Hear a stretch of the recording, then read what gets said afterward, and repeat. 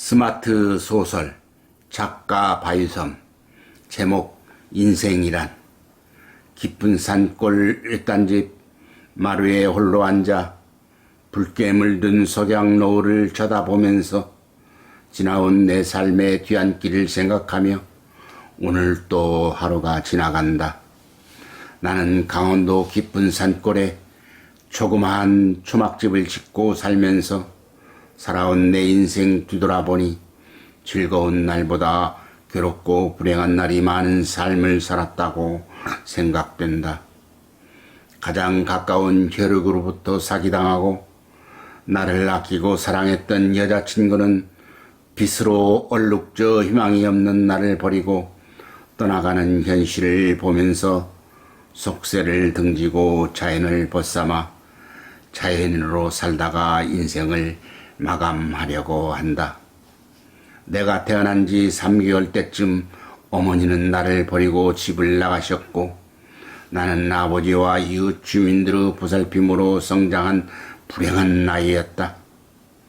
우리 아버지는 평범한 회사원으로 40대 후반에 어머니를 만나 결혼하고 나를 낳은 후 3개월 만에 상습적인 도박 중독을 버리지 못한 어머니는 가정을 버리고 가출해 버렸고 아버지는 회사를 다니면서 마을 주민들의 도움을 받아 나를 키웠다.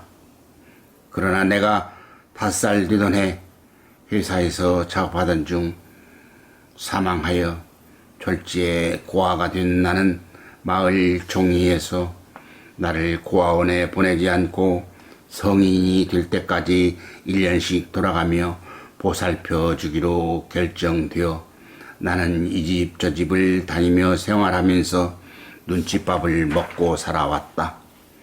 마을 사람들의 말에 의하면 우리 아버지는 늦은 나이에 중매로 어머니를 만나 결혼하였는데 어머니는 결혼 전부터 중소기업체 격리 직원이라고 속이고 결혼하였다고 한다.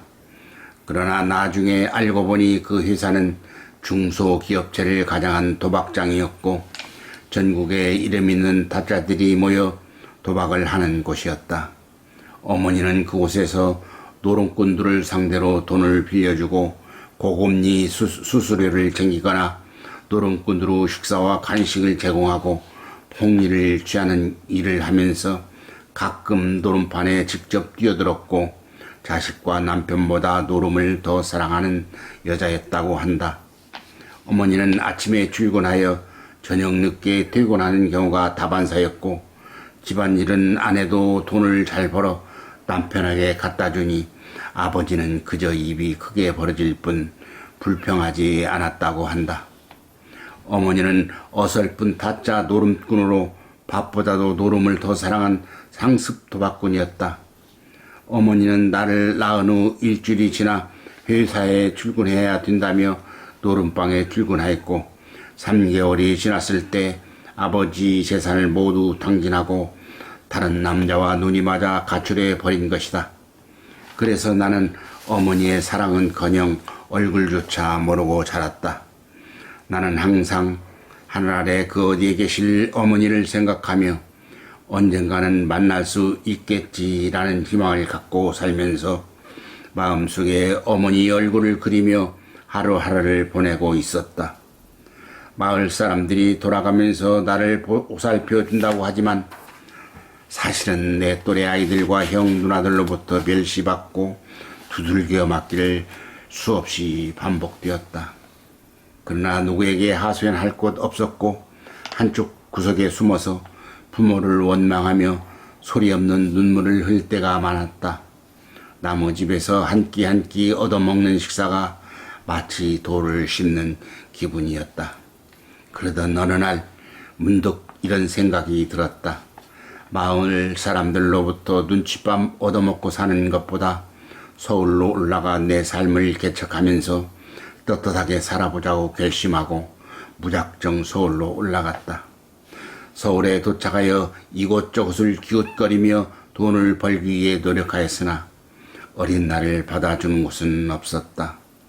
그러다 다행히 중국집에서 나를 먹여주고 재워주고 용돈도 조금씩 받기로 하고 배달 일을 하는 중국집에 취직하게 되었다.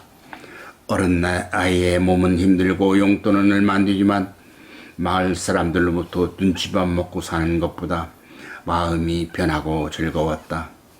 이렇게 몇 달이 지난 어느 날 중국집 배달을 마치고 가게에 들어와 쉴 때 라디오에서 흘러나오는 음악에 맞춰 노래를 부르고 있는데 한쪽 구석에서 식사를 하던 중년 신사가 나를 부르기에 손님에게 달려가 필요한 것이 무엇이냐고 물었다. 그러자 중년 신사는 호주머니에서 명함을 꺼내 나에게 건네며 난 작곡가인데 짜장 먹으면서 학생이 라디오에서 흘러나오는 노래를 따라 부르는 걸 들었는데 음색이 훌륭하고 기성같이 가수 못지않게 아주 노래를 잘 부른다며 시간 있으면 명함에 쓰여있는 주소로 찾아오라고 말하고 나갔다. 나는 명함을 쓰레기통에 넣으려다가 혹시 필요할지 몰라 호주머니 깊숙한 곳에 넣어두었다. 그리고 중국집에서 한 달에 2번 쉬어주는데 그때 목욕도 하고 빨래도 하고 시간이 나면 서울 시내를 구경도 한다. 내일이 쉬는 날이라 작곡가 선생이 찾아오라고 한 곳을 찾아가기로 마음먹고 물어 작곡가 사무실을 찾아갔다. 사무실에 들어서니 유명한 가수도 있었고 신가수, 가수 지망생들이 각각 분리된 부스에서 노래 연습을 하고 있었다. 나는 두리번거리며 나에게 명함을 건넨 작곡가 선생님을 찾아보니 소파에 앉아 있는 것을 발견하고 달려가 90각도로 허리를 숙여 인사를 하였다. 그러자 작곡가 선생은 누구냐 하며 나를 모르는 사람처럼 대하게 얼마 전 우리 중국집에서 저에게 명함을 주시면서 찾아오라고 해서 왔다고 말하니 그제서야 작곡가는 손뼉을 치며 생각나다며 자랐다고 하면서 나를 데리고 사무실 구조를 설명해주고 인기 가수와 신가수, 가수 지망생들의 노래 연습 모습을 구경시켜준 후 작곡가 선생님은 나를 밴드가 있는 홀로 안내하고 작곡가 선생이 준 지정곡 3곡, 내가 선정한 자유곡 3곡을 악단 반주에 맞춰 노래를 부르도록 한다. 나는 지정곡과 자유곡 모두 음정 박자 틀린 곳 없이 노래를 마치자 작곡가 선생님은 박수를 치면서 엄지를 들어 올리며 역시 내가 잘 보았군. 아주 훌륭해. 앞으로 좋은 곡을 받고 노력하면 크게 성공할 수 있다고 한다. 사실 나도 노래를 잘한다고 생각하고는 있었지만 가수가 되려고 생각해 본 적이 전혀 없었다. 작곡가 선생님은 나를 사무실 소파로 앉게 하고 말을 이어간다. 내가 지금까지 수많은 가수를 양성해 보았지만 자네와 같이 음색이 독특하고 음악 실력이 뛰어난 사람은 많이 보지 못했네. 앞으로 좋은 곡을 받고 조금 더 연습하면 크게 성공할 수 있다며 우리 사무실에 일할 생각이 없냐고 물어보는 것이다. 그러나 나는 지금 노래보다는 자고 먹고 생활하는 문제가 중요하기 때문에 대답을 못하고 머뭇거리고 있자 작곡가 선생이 말을 한다. 학생이 우리 사무실에서 일한다면 사무실에 딸린 조그만 방에서 생활하고 낮에는 사무실 청소와 심부름 등 잡일을 하면서 저녁 또는 한가한 시간을 이용해 노래 연습을 집중적으로 하고 생활하는 데 필요한 용돈은 충분히 주겠다. 단 가수로 등록하고 신곡이 나오면 수입은 육은 작곡가가 사는 내가 가져가기로 계약하였다. 나는 다음 날부터 작곡가 사무실에서 생활하면서 노래 연습과 음악 기초 교육을 열심히 받았다. 작곡가로부터 처음으로 곡을 받아 음반을 내자마자 전국에 회오리 바람 불듯이 내 음반이 하늘 높은 줄 모르고 판매되었고 여기저기서 공연 초대가 밀려오기 시작했다. 그로 인해 많은 돈을 벌게 되었고 집도 장만하여 새롭게 독립하게 되었다. 그때 내 나이 30대 중반에 10대 가수 반열에 올라 이곳저곳에서 공연 요청이 몰려와 전국을 돌아다니며 공연을 하였고, 지방 공연을 마치고 다음 장소로 이동하는 어느 날 작곡가로부터 전화가 왔는데 내 어머니라는 사람이 사무실을 찾아왔다며 공연이 끝난 대로 사무실로 오라는 것이다. 나는 어머니 얼굴도 모르고 살았는지 죽었는지 알지 못하고 살았는데 이제 와서 어머니가 찾아왔다고 하니 황당하기 그지없었다. 지방 공연을 마치고 작곡가 사무실에 들어갔다. 사무실 한쪽 소파에 작곡가 선생님과 어떤 60대 정도 보이는 여자가 이야기를 나누다 내가 들어온 것을 발견하고 작곡가 선생님은 어머니를 소개하며 둘이 이야기를 나누라고 하면서 자리를 비해준다.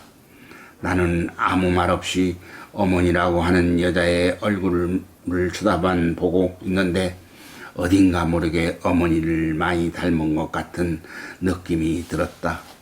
그 여자는 나를 보면서 말을 잇지 못하고 눈물만 흘리다가 나의 손을 붙잡고 미안하다는 말만 되풀이한다. 나는 우리 어머니가 맞냐고 말을 꺼냈다.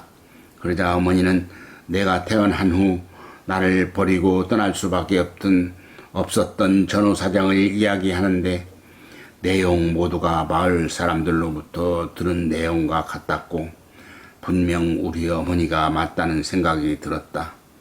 그러나 나는 내 입에서 어머니라는 말이 쉽게 나오지 않았다. 그동안 마음속으로만 어머니를 그리워했지 나를 버리고 간 어머니가 미웠고 원망스러웠다. 그러다 내가 가수로 이름이 알리자 찾아온 어머니를 반가워할 이유가 없었다. 그러나 혈육의 정이란 어쩔 수 없는가 보다. 시간이 지나면서 어머니와 그동안 쌓인 감정이 눈 녹듯 녹아져갔고 나는 어머니를 모시고 밖으로 나와 맛있는 음식도 대접하고 백화점에서 명품 옷도 사드리고 용돈도 두둑히 드리고 앞으로 자주 만나기로 하고 헤어졌다. 그런 후부터 어머니는 작곡가 사무실을 자주 드나들었고 공연 등으로 바쁜 내 뒷처리를 많이 도와주었다. 그런데 언제부턴가 내 공연료와 음반 판매 수익금이 들어오지 않아서 작곡가 선생님에 물어보니 어머니가 내 공연료와 음반 판매 수익금을 담보로 수십억대 대출을 받아 잠적해버려 내 수익금이 전액 압류되었다는 것이다. 대출받은 돈을 갚을 수 없고 갈수록 신가수에 밀려 점점 인기가 떨어지고 음반 판매 수도 줄어든 상황에서 이 어려움을 극복할 방법이 없었다. 그동안 내 팬으로 몇 년간 교제해오던 여자친구도 내가 이런 처지에 있는 것을 알고는 그 뒤부터 나와 연락을 끊어버린 것이다. 결국 어머니와 여자친구 모두 나를 사랑으로 대하지 않고 돈벌이 수단으로 나를 대했다고 생각하니 사람이 싫어졌다. 그래서 나는 세상 인연을 끊고 아무도 없는 강원도 깊은 산골에 들어와 자연을 벗삼아 살아가기로 마음먹고 살아가고 있던 어느 날이다. 작곡가 선생님이 물어물어 내가 있는 곳을 찾아와 나에게 봉투를 내밀며 몇 달 전 어머니가 우편으로 보내온 편지와 서류를 먼저 읽어보았다며 봉투를 건네주기에 편지 내용을 읽어보니 미안하다는 말과 다시는 날 찾지 말라는 내용, 그리고 내가 출생했을 때 노름으로 수익을 얻은 돈으로 서울 강남에 내 이름으로 땅을 사두었다는 부동산 등기부 등본을 보내왔다. 그 땅은 현시가로 100억 원대 되는 땅이라고 작곡가가 말하며 부동산을 팔아 빚을 청산하고 새롭게 가수 활동을 하자고 말한다. 나는 돈을 떠나서 사람이 싫다. 그래서 아무도 없는 산골짜기에 들어와 자연으로 사는 것이 더 행복하다고 생각되어 작곡가 선생님에게 그 땅을 팔아서 어렵게 사는 무명 가수와 나와 같이 불행한 환경 속에서 살아가는 아이들의 양육비에 사용하도록 부탁하고 나는 자연에서 하늘을 어머니로 땅을 여자친구로 생각하고 살아가기로 마음먹고 살아가련다.